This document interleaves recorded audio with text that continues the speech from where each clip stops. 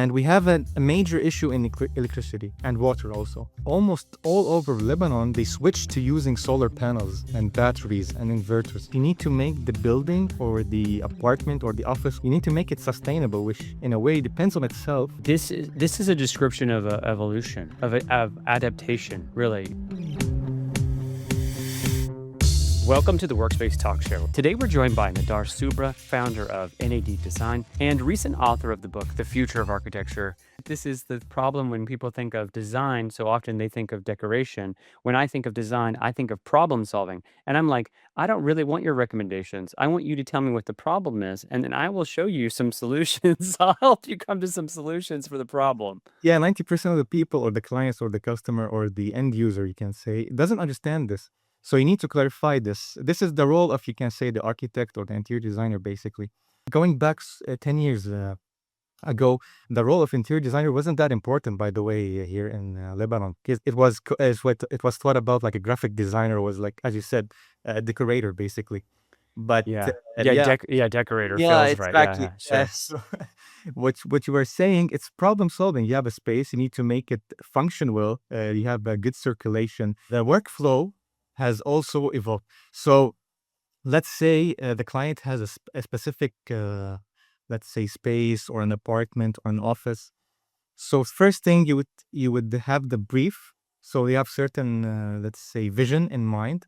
So what we do, take this brief and first visualize in your mind before doing any renders or images how this let's say space would look. So we would work on the plan layout. Let's say like an apartment, how the bedroom would be fitted in the bed or the closet, or let's say the living room, the sofa, the TV. Sure. Test fit. How we think about the test fit working out. Yeah. So once you have this approved, let's say, layout from the clients, you can switch to the second phase, which is doing the 3D modeling. So which actually you can get the vision closer to the client. So we'll say, this how would the bedroom look, this how would the office look. But every client have his own taste. So you need to actually understand that. So some people will like the modern style, which you have like this white colors, beige colors, the warm mood, let's say. Other would like the classical, the brown, the red, the orange, going back to the roots of the Lebanese heritage. I think I'll pull this back into saying less about the future, but when you're working on projects in Lebanon, is there a pull to history? Is there a pull to that, or is there a magnetization to the modern? Is there a magnetization to the future of what architecture looks like when you're working on projects there? Actually, I can say there's a push and pull, because some people want this switch to modern, more like elegant, simple, modern, this minimalism. Yeah, really minimal. Yeah. Exactly. So why? Because in the international countries, they're switching to this, despite like other people living in these international countries are still sticking to their original heritage. So there's some people would like this to push to change from their old, let's say, habits or old looks, but other people would like to remain the same as you can say, how their parents used to live. Traditional. Yeah. It's a little bit more conservative because they associate it with that history. But this is interesting, right? Because this gets into when space invokes feeling, and they're having a feeling that it needs to be connected to that history. Because when you're actually born and living in your parents' house and you spend like 10, 20 years, there's the memories, but the memories are attached to the space. So exactly. So for you, the space, when you actually see it somewhere else, it would invoke these memories you had previously. So so you can say architecture and interior design actually intertwined with the memories we have during living in the. So I'm going to take us down a path where I would say to you, it feels to me that we're in a moment where these ideas, everything that we're talking about, how interiors are, how they work, how tradition gets fed into the way we build things in the future, and the means and methods and materials that we're using to build could all be a question for the first time in my life, and probably the first time in hundreds of years. What are the ways that you might see spaces actually change? What might we solve for differently than we do today? Something we have here in Lebanon, especially in the villages, you can't design like a building made of glass and concrete. So you have to follow a certain rule, which is using the local stone, which we call it Ersali stone, which is very, very, how do you call it? In terms of function or durability, is very used for weather because when it's cold, you need to have this. Meaning it's dense, it's hard, like it's It's not hard. easily weathered. Yeah, exactly. And it's for the weather, when it's cold, you need this isolate insulation. Oh, So it insulation. actually, yeah, Gotcha. so it does its job perfectly in these terms. So this is why in the villages they use the stone. And the other thing, they use the pitched roof that's made of, which the popular, when you see images of Lebanon, you see this red roof, which Uh-huh. we call it armid. So this should be used as a tradition for the culture of Lebanon. When in the village, specifically, you need to use these materials. You can't use. Maybe you can modernize a bit, but for the environment, for the surrounding, you have to use these materials because if you use something else, you need like a villa made of glass or stone, black stone, and something modern. It will look odd. On the other side, has been also a lot of the materials have evolved drastically in the past year, especially in concrete and glass, and the way we need Absolutely. to use solar panels, for the energy crisis which we're having right now. Yeah. So it's all tied together, you can say.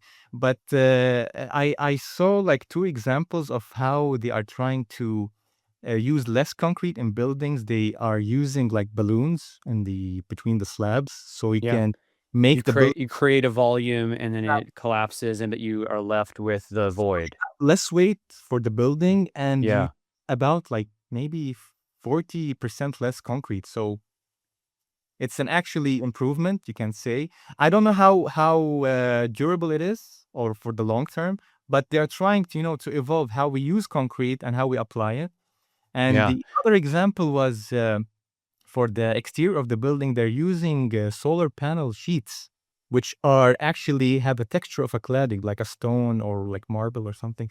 So Yeah, you sure. can It's use almost like those textured little squares or rounded off so squares, right? you Yeah. don't need to, maybe in the future, you don't need to longer to put the solar panels on the roof. They can be Uh-huh. the actual, let's say, the cladding of the building as a very thin sheet. You can say.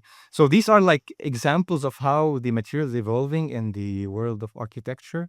So I want to say when we talk, can I ask you to maybe define when you're saying AI tools today, Mm. what are the tools? Can you name a tool or two that you're even thinking about? Because when I think about it, I just go to Revit and AutoCAD and the functions that they're building in. I'm not thinking about any other tools because for my world, I think for clarity and we're just meeting each other, I'm Um, mainly thinking about how spaces actually get constructed. Right? That's the true, world I live in. And true, yeah. so often we get a drawing set and we're bidding out a drawing set or we're working with people who are bidding out a drawing set. And the focus really is on like how does that thing get built? But in your world, I suspect it's a totally different thing. Yeah, it's totally different because my focus, my main domain is 3D visualization. So in the past 10 years, it had been drastically changing and growing, you can say, because it's not enough just to focus on the 3D software and rendering, because now we have the AI tool, which can help so much in just idea phase. Sure. Yeah, so because you have certain brief from the client, so in this early stage, you can have uh, whatever he has in mind. So you use it as a prompt and use it in this AI. Mostly I use honestly ChatGPT because it has evolved insanely in the past couple of months, especially Yeah. interior design scene. So I use this prompt and generates a couple of options. And from these options, I use something as a reference so the client could give me an approvals. Then I can do the 3D modeling, etc. So Yeah. uh, how can I put it? It actually saves time. It makes the workflow more efficient. Everything becomes more clear, honestly. All of a sudden that's cheap and fast. Instead of those long cycles with the architect and the renderer, now you're saying I go for a couple of hours and come back to the client with something. Exactly. So it helps me and the client save time. This tool is available, so you should use it. Eventually you won't like move on without using this tool because a lot of, I guess, still interior design architects are still afraid to use these tools because they think like in a way they're losing their creativity, or maybe like Mm. it's gonna take their job, which honestly it doesn't make sense, because I used this example before, like when we switched from sketching by hand to AutoCAD. I mean, people didn't lose their jobs. They simply just moved on. They learned this tool, and we actually became more efficient. So I guess it's the same kind of scenario, you can say, in a way. When we look at tools, those tools are a multiplier of the leverage of the human mind and the human ability. And Amplifies. Exactly. yeah. So, Okay, but I'm gonna throw you a curveball about this though, okay? like, Are you familiar with this concept of the doorman fallacy? Have you ever heard of this? I'll give you the quick rundown. There's a guy that was at Ogilvy in the UK. His name is Roy Sutherland. Roy Sutherland came up with this concept that, oh, if you automate the doorman, they only have one task, right? They open and close the door at the hotel. That's it. So they're like, we'll just buy this automatic door opener. Why do we need a person doing that? And then they watch their sales decline over the next 2 years, because the reality is that the doorman is doing all of these other things. He knows who the regulars are. He creates a warming environment. He's creating security so that if there's an issue or there's anything going on, he's taking care of that. He's answering questions. He's dealing with packages. He's calling a taxi or hailing a cab for somebody. yeah, this is the hidden part of his role, which they don't see. This is what we're trying to actually communicate. Right, Exactly. right. So I rein that back to AI in architecture, and I'm going to say this: if we go down and walk down the street, if we Uh-huh. walk down the street in Dior. Beirut, or if we walk down the street in New York and we say to someone, "What is an architect?" They're going to say the same thing. They draw the buildings that get built. Exactly. You know, Okay. yeah, it's crazy because it's not only big role, because it's broad when you talk about architecture or interior design or Yeah, right. I know. yeah, it's not only one thing. There's a lot of sub titles or subcategories be underneath this main umbrella of what we're talking about, architecture and interior design. Yeah. So, but Yeah, undermine look, let's list some of those, because when I think about it, I think about the associations with safety, with structure, with exactly security, it's with called the, as you can say, the safety and the codes, and there's yeah, zoning and codes. Yeah, all of these things are critical to how inspections are completed. and the interaction between also civil engineering and structural engineering. This is also very important because you can, Uh-huh. okay, so I design, let's say I draw a building. How can I execute it? Like even if I had the drawings, you need to make the calculation, the proper calculation to actually build it. So like, Sure. Right now, I feel like there is a lot of doorman fallacy in the conversations around AI. I saw it do that thing, that one task really well. I associate, because of my own bias and ignorance, I associate architects with drawing a drawing. So I've already seen the thing draw a building. It drew a great building. What's the problem? Why can't we replace architects? If you think about just that fallacy for just a second there, how do you see this maturing? What do you think the next couple of steps are in the process? so you just need to use AI, but actually have a meaning behind it. Because when you do any kind of image or use it like with no meaning, yeah, exactly. You will find this AI slop everywhere, like the posts or the, let's say, buildings that look weird, but that will never get built. So the main reason which I'm advocating for AI is to actually use it with purpose, because it Mhm. is an insanely powerful tool. I've been calling it the democratization of information, that the Yeah, equality of access to information gets flattened really quickly because we all have access to the same tools. true, true.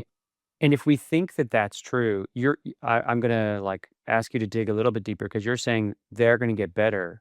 But what I suspect, and please correct me if I'm wrong, is Mm, that you're saying is that their depth of knowledge on the individual verticals, so the individual subject matters, is only going to be more complete. They're gonna only have more information. So that it becomes the judgment or the creativity of the human mind accessing that massive data set that true. allows for us to go, okay, well, we all have the same information now. So what the hell do you do with it? And the answer is, oh, I have to get better Yeah, at knowing how to be creative or problem solve or use the massive data set to do something meaningful with it. Is exactly. that where you're going? Yeah, because exactly your role is no longer being an interior designer and architect. You need to evolve into something more. So Uh-huh. of just being a problem solver, you need to use this tool to make things more better, enhanced, in every medium. It can be visual or the interior or let's say the materials or the function. So I'll talk about one more thing regarding AI really quickly, which is we were talking about this idea of the tools getting better, but by better, we're talking about them becoming more informed, having broader data sets. One Actually, of the fears that I do have is that it starts to look at every architectural drawing. The system starts to look at every architectural drawing in history, yeah, and then you get homogeny, you get sameness. yeah, You don't get creativity or people. You don't get the Zaha Hadid. You don't get the Frank Gehry, somebody who is out of their own being, pushing in this direction to bring something different because there go. needs to be a shift, and that you get plainness because the system study, and their job is to be efficient and predict. So it comes to something that is a little bit.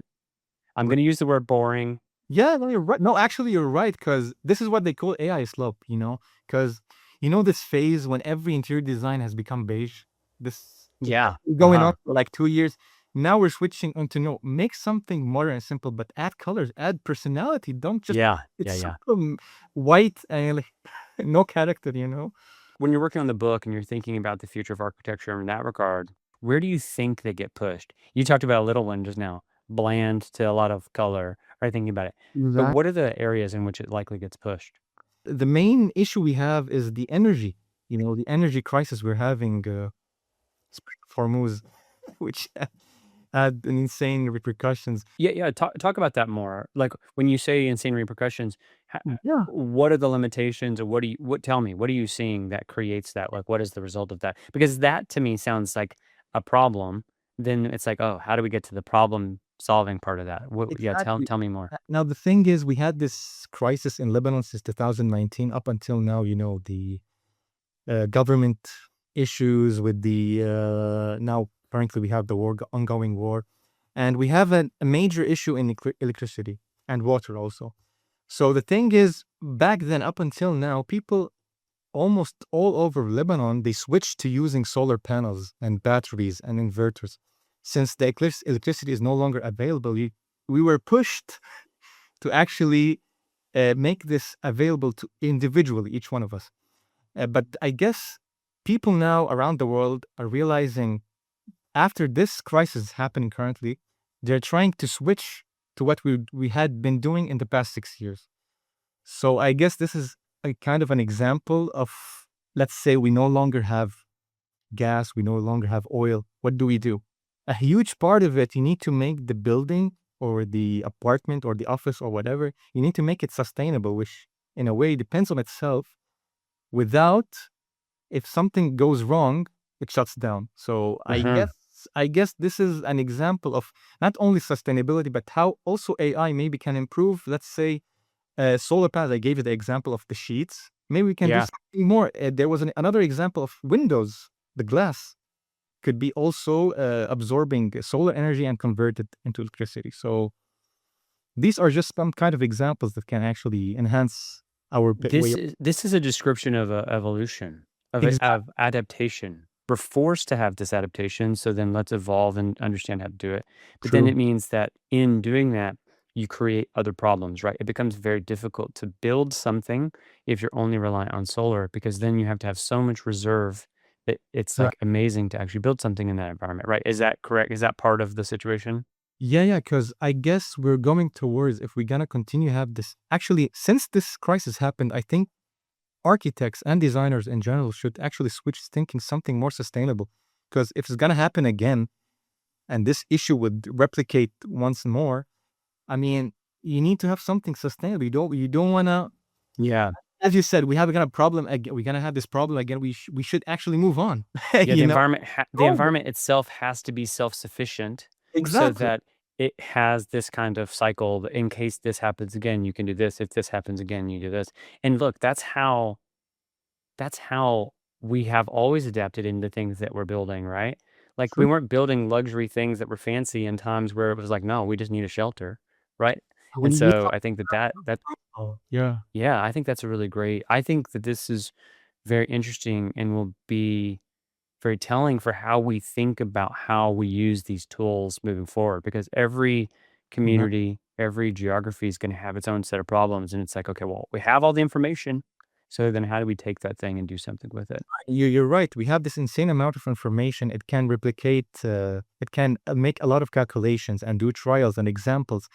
So you need to actually find the optimum, let's say, for this specific region or for this specific case and adapt it. I guess this is how the industry would change. So tell me, if people wanted to learn more about your books, your books, Yeah. where would they find them? How would they get themselves some copies? They can find it on Amazon and basically all any library like Barnes and Noble or any other libraries internationally, since I actually managed to publish them worldwide.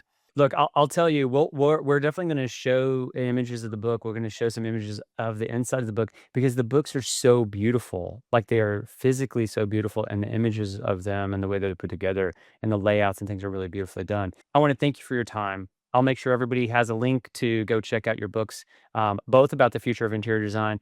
Maybe specifically for my audience, the future of architecture is going to be a little bit more important. Maybe not. What do I know? Nader, I appreciate your time. Thank you so much for meeting with me this morning, this evening for you. Really grateful to have you on. It was actually great to be here on the podcast. It was an honor, honestly, and I had so much fun talking to you and sharing this experience and knowledge.